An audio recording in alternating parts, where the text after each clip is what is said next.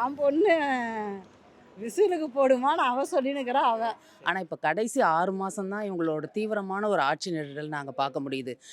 எல்லா ரோடையும் நீங்கள் போய் பாருங்கள், புத்தம் புதுசாக ரோடு போட்டிருக்காங்க.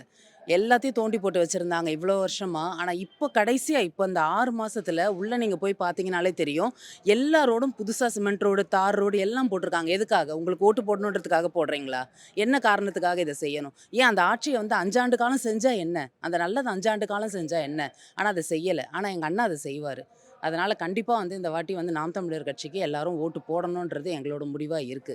இந்த இந்த தொகுதியில மெயினா என்ன பிரச்சனை எல்லாம் இருக்கு? மெயின் ரோடு 2 ஒயின் ஷாப் இருக்குது. ஆ. அப்புறம் பார்த்தீங்கன்னா அனகாபுத்தூர் பார்த்தீங்கன்னா வீடு இடிச்சிட்டாங்க, மக்கள் இதை வெளியே திருத்திட்டாங்க. அது யாருக்காக பண்ணான்னு தெரில. அப்புறம் மூங்கில் ஏரியாலாம் பட்டா கொடுக்கல, ஒன்றும் பரம்போக்கிலே தாங்கிறாங்க. ஆக்கிரமிப்பு பிரச்சனை எல்லாம் சொல்றீங்க. அரசியல்வாதிகள் வந்து பார்த்தாங்களா? அனகாபுத்தூர் அரசியல்வாதிகள் ஒரு சிலர் வந்து பார்த்துருக்காங்க. சீமானோடு போராடினார் போல. அதுக்கெல்லாம் சரி, இப்போ தேர்தல் வரப்போகுது. இப்போ எந்த கட்சிக்கு ஓட்டு போடலான்னு இருக்கீங்க? நான் வந்து அதிமுக தான் போடுவேன், ஏடிஎம்கே தான். சீமான்லாம் வந்து பார்த்தாருன்னு சொல்றீங்க, ஆனா நீங்க அதிமுக தான் போடுவேன்னு சொல்றீங்க. சீமான் வந்து பார்த்தாருந்தா அவர் ஓட்டு போட முடியுமா?